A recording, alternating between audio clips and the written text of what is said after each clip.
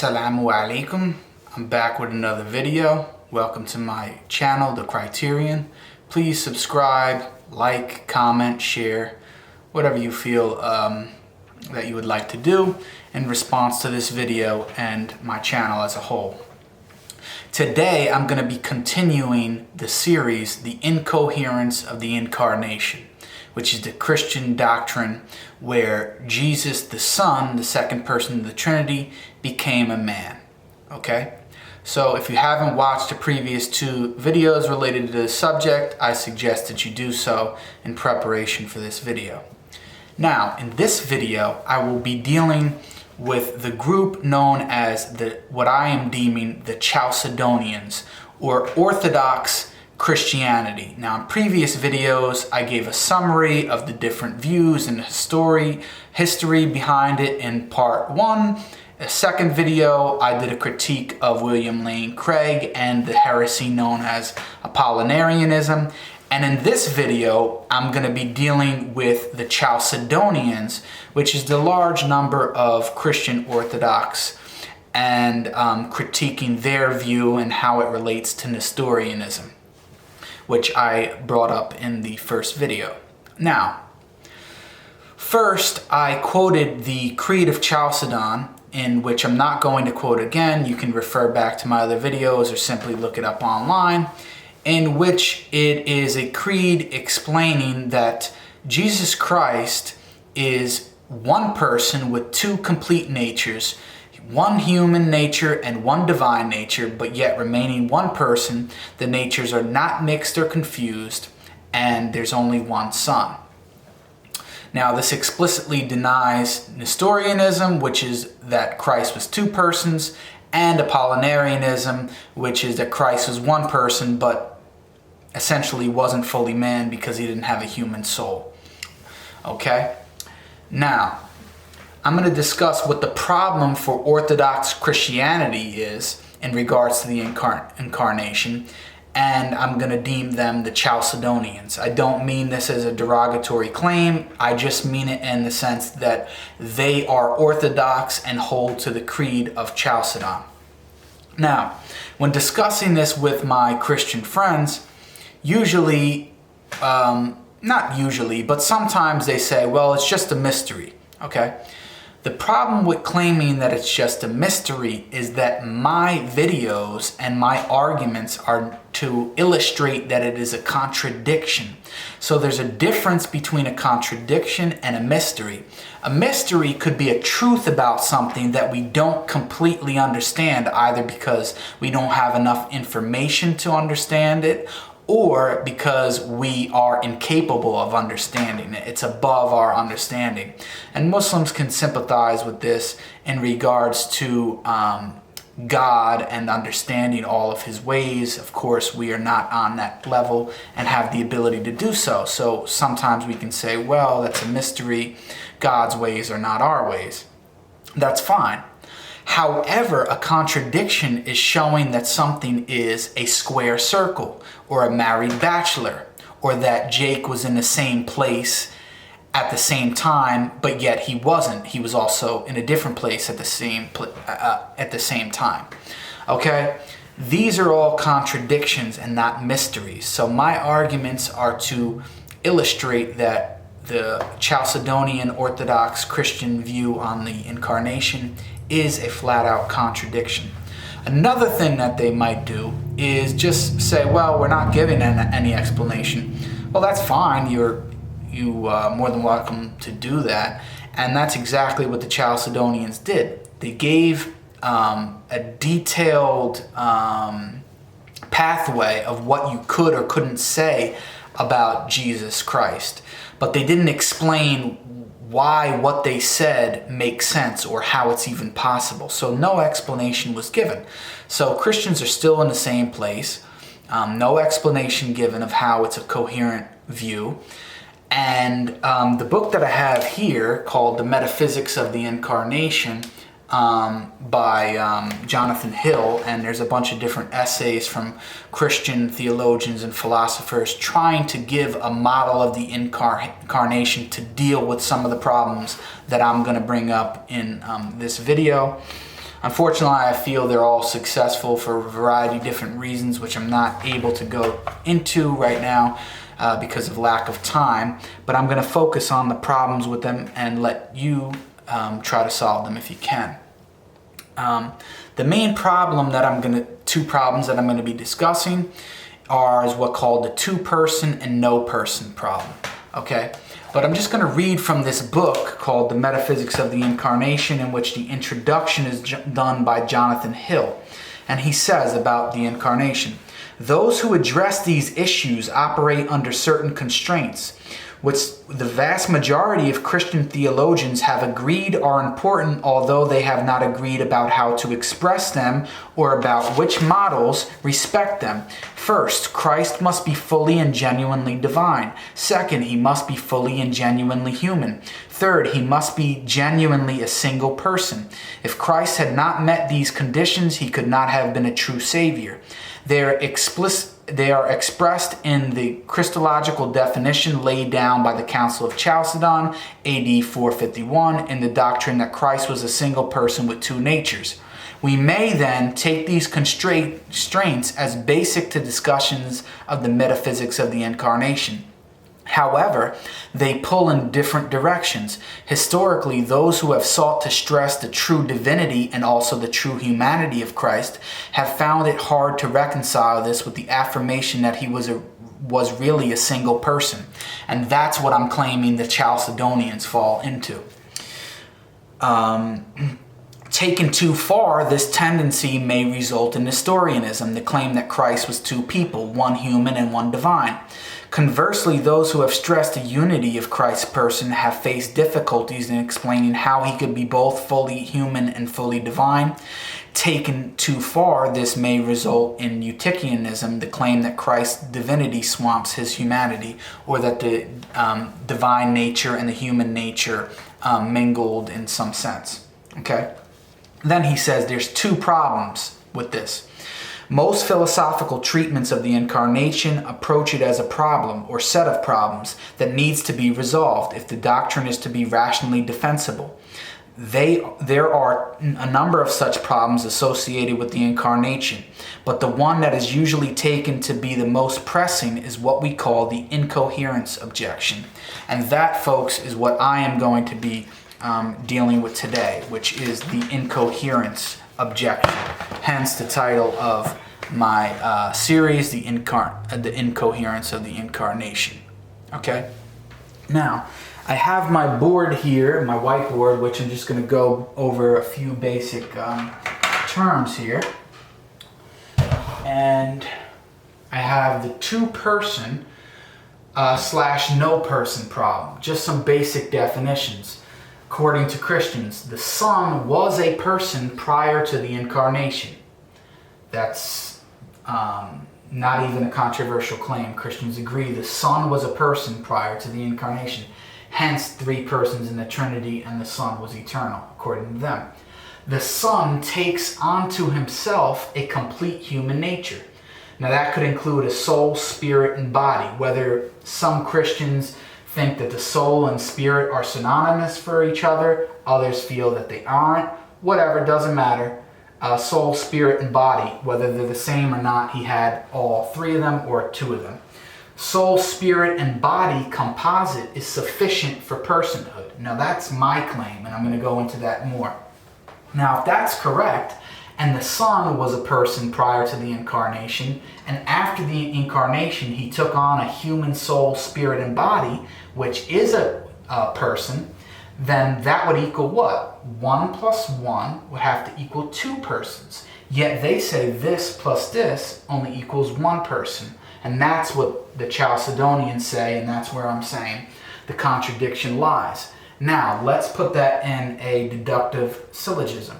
Premise 1, all self-conscious agents are persons. That's my claim, okay? P2, premise 2, Christ had 2 self-consciousnesses. Now, this is a Christian claim. And 2 wills. He had 2 centers of self-consciousness and 2 wills. Okay?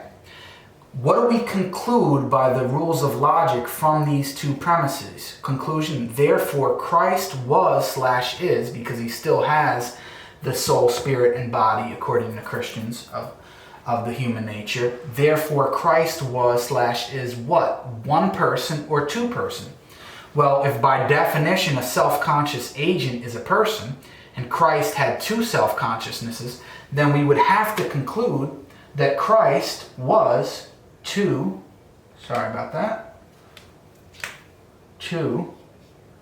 persons.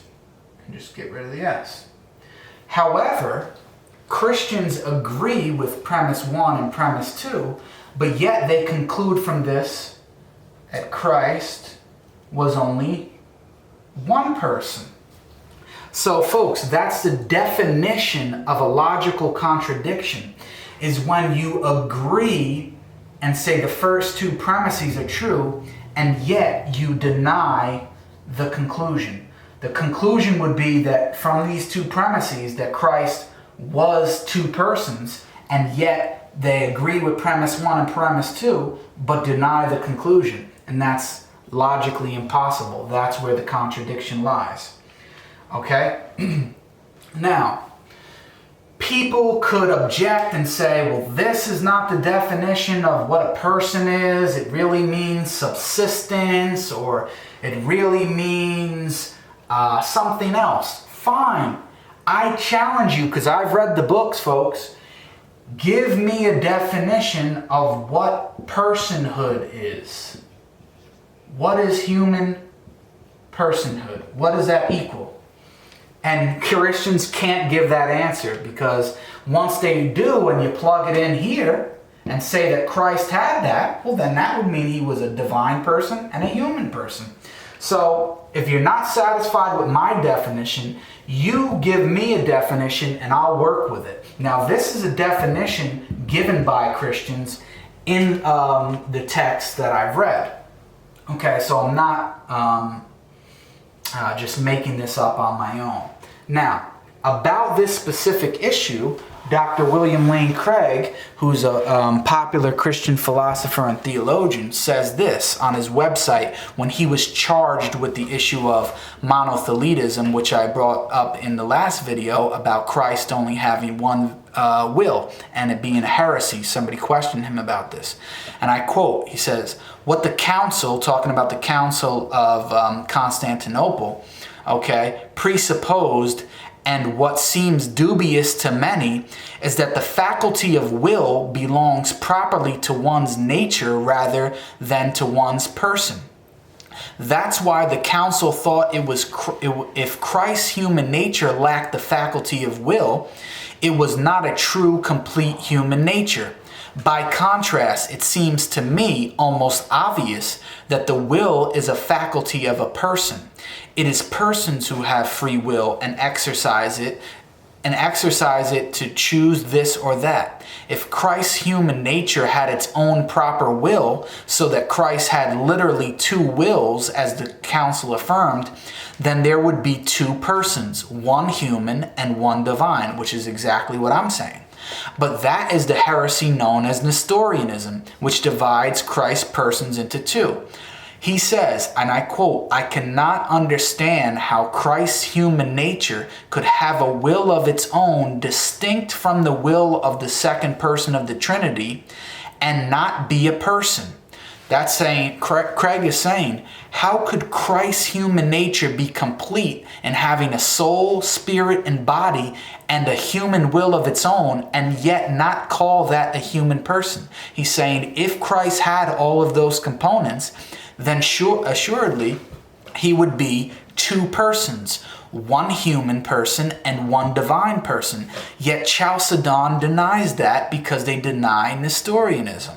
Okay, so this is the problem. So Craig, how does he avoid this? He says that Christ didn't have a human will because people or persons have wills and human natures don't. Okay, the will is attributed to persons, not natures. Okay, so that's just an example of illustrating that what the problem is here, what I've deemed the two-person problem. Okay, so don't make it seem like it's only for me. Other Christians have recognized this and sought to deal with this a different way, but yet, as you've seen in the last video, hopefully, Craig's view leads to other problems of Christ not being fully human and so on. Okay? Now, the next issue that I'm going to discuss is who is the subject or person, okay, in Matthew 24:34-36. Now, what does that verse say for those who aren't so familiar with it? I brought it up last time. It says, "Truly I tell you, this generation will not pass away until all these things have happened," talking about the end of the world. "Heaven and earth will pass away, but my words will never pass away. But about that day or hour no one knows, not even the angels in heaven, nor the Son, but only the Father." So, when speaking about knowledge of the final hour or the last day, the day of judgment, the Son himself says, "No man knows, the angels don't know, and the Son does not know, but only the Father knows." Now, typically, many Christians will say, well, this means that the Son in his incarnate state did not know the hour. Okay? But the question is, who is the subject or person in Matthew 24:36? Who is the subject of the ignorance of the hour? Now, this coincides with the two-person problem. Because if you say that the human nature, okay, which is what Christians usually do, they say the ignorance is applied to the human nature, okay? So that means his human nature is the subject in Matthew 24:36. But if you do that, then that means his human nature was sufficient for personhood and winds you back up with the two-person problem. If you say that his divine nature was the subject of, or that the Son was the subject of the ignorance of the hour, then you wind up with the problem of saying, well, the divine side of Christ either lost this information of the day of judgment or he never had it, okay? And that gets you into the problem of, well, then Christ wasn't truly divine, because as we know in Scripture, in the Quran and the Bible, you can't rightly be called God unless you're all-knowing. And that's what the whole trial of the false gods were about in Isaiah. It was that the false gods of the people could not prophesy about the future and tell you why things in the past happened, but yet the true God could.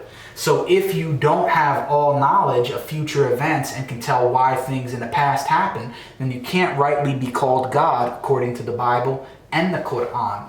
So if the divine nature was the subject or person referenced in the verses that I just quoted about Christ or the Son's ignorance, then he couldn't rightly be called God. Okay? But if you deem it to his human nature, then you back up with the two-person problem. And now, about this, in the book that I just quoted before, The Metaphysics of the Incarnation, one Christian theologian says about the no-person objection. He says, granted that God the Son is insulated from physical or emotional changes that his human nature experiences, we can ask the further question, if Christ weeps over Lazarus, who is the subject of this action? Who is the subject of the weeping? Now, mine was in relevance to the subject of not knowing the hour, okay? But he brings it up in the same problem, but related to a different attribute of emotional change. He says, who is the subject of this action? Who is the person weeping over Lazarus? Okay, he says, not God the Son, as has already been established. He is insulated from all that his human nature undergoes. He is incapable of suffering. He says, not Christ, because Christ is not a person on the Chalcedonian model. Okay? He says, nor can it be that Christ's human nature is a person on pain of Nestorianism, which I just brought up. So that would lead you to the two-person problem. He says, so Christ's human nature is also discounted from being the subject of the weeping reported in John 11:35, but then it appears that no person is the subject of the weeping. The same thing goes for what I just said about the ignorance of the Son in Matthew 24:36. Who is the subject or person of Matthew 24:36? If you say it's his divinity, well, you can't say that, because then he wasn't truly God, because God is an ignorant. If you say that it was his humanity, then you wind up with the two-person problem and Nestorianism, which is heresy. Okay? So you're really left with a problem that is unsolvable. Okay? Now, let's take a look at the back side here. Okay. Now again, I'm only going on the standard definitions related to the Creed of Chalcedon in 451. All right? And like I said before, I don't mean the Chalcedonians as a derogatory term or anything of the such. But the problems I posed here, okay, was that you can't say it's just a mystery, because I'm giving an argument to show that it's a logical contradiction. You can't just give no explanation at all, because that's just a cop-out. All right? So you got to give an answer to, or at least attempt to give an answer to, the two-person / no-person problem. Okay? Now, however you want to define personhood, or what is sufficient for personhood, just plug it in here in premise 1, and then ask yourself, did Christ have that? Okay? Because what we're saying here, to make this really clear for folks, all right? What we're saying here is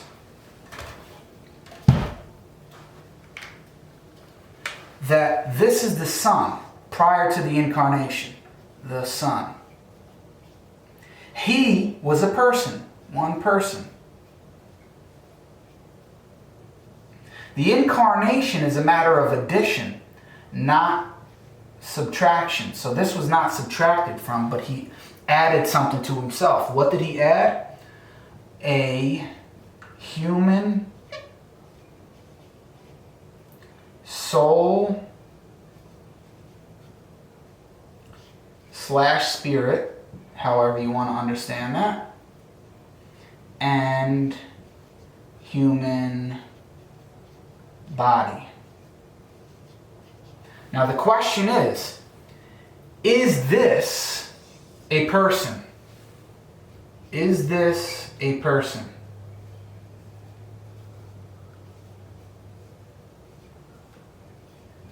And just for Dr. Craig's sake, a human will. Now, Craig doesn't agree that, he says, look, if Christ had all these things, then this equals one person. And if he got that, then what does that equal? Two persons. See? So this is the Chalcedonian problem. They say Christ had this, and Christ had this, but 1 + 1 equals 1. That's where the contradiction is. Craig says, no, you guys are fools. It's got to be that he was two persons if he had this. So what does Craig do? He eliminates the human soul, spirit, and human will, and says that Christ just had a human body. So it was more of an indwelling of the second person of the Trinity, just indwelling a human body. Right? Now, let's discuss here what the definitions are. Okay, the Chalcedonians adhere to the creed that Christ is one person with two complete natures, divine and human. What is a nature?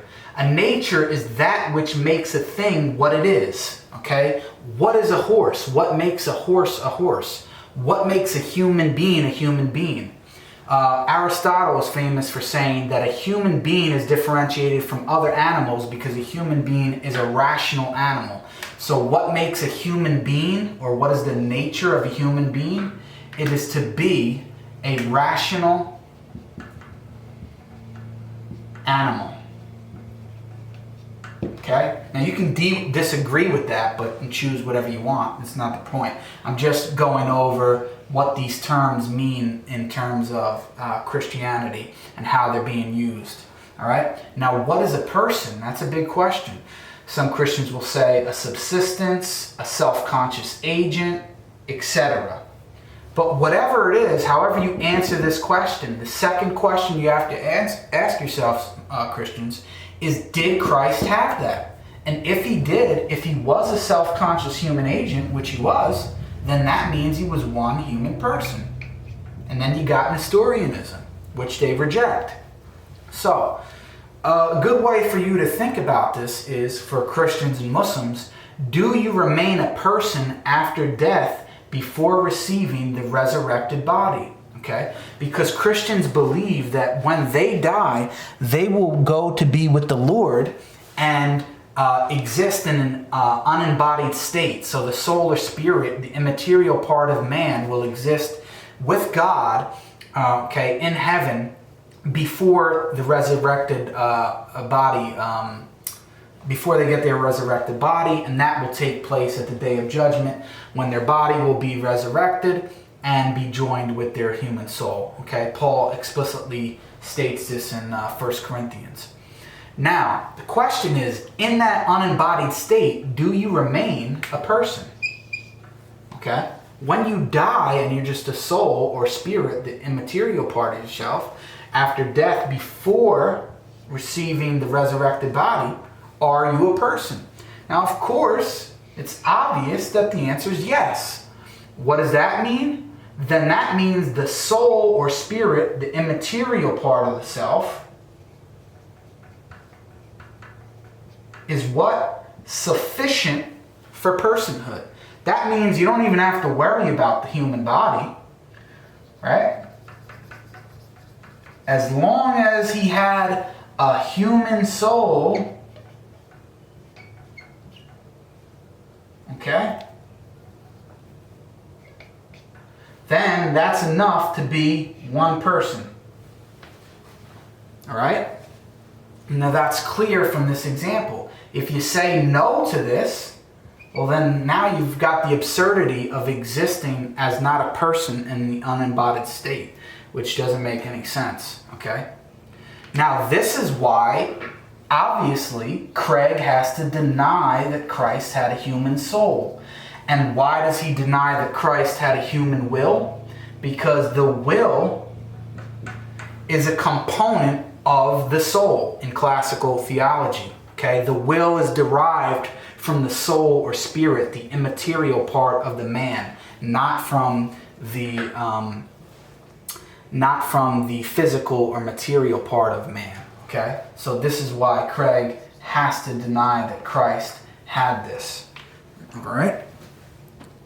Now, just in closing, I'd like to challenge my Christian friends in a friendly manner. I mean, no disrespect, but I'd like for you guys to think more deeply about these issues and deal with them on an academic level as I'm attempting to do so. Deal with the two-person problem. Deal with the no-person problem. Let's see if you guys can withstand the criticism. Don't give me this mystery or no explanation nonsense, because this whole book, which I just read out of, The Metaphysics of the Incarnation, and what Craig is attempting to do, they're attempting to give answers to the problem. They say that this is a problem. Craig, in his introduction in this chapter to regarding the Incarnation, says if anything in Christianity is a logical contradiction like a square circle, it is the doctrine of the Incarnation. So I'm not just blowing smoke out here, folks. This is a big problem that needs to be dealt with. Now, I hope that you enjoyed this, my Muslim friends. Please subscribe to my channel. I hope you can learn from this material and use it in dawah against the Christians and for Christians. And I look forward to seeing you all next week, inshallah. Salam alaikum.